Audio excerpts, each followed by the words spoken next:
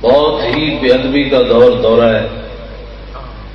جس آدمی کا کوئی کام نہ ہو، بسم اللہ بھی سیدھی نہ آتی ہو، کلمہ شریف بھی پڑھنا نہ آتا ہو، وہ بھی چند آدمی بیٹھ کر حضور کے علم پر بات کرتے ہیں، حضور کے اختیارات پر بات کرتے ہیں، حضور کے تصرفات پر بات کرتے ہیں.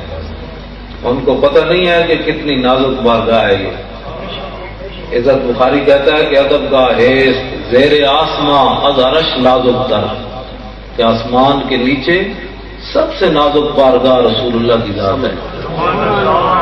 اور نفس گم کر دمی آیت جنید و با یدینی جا. عزت بخاری نے بہت نیچے آ کر بات کی ہے.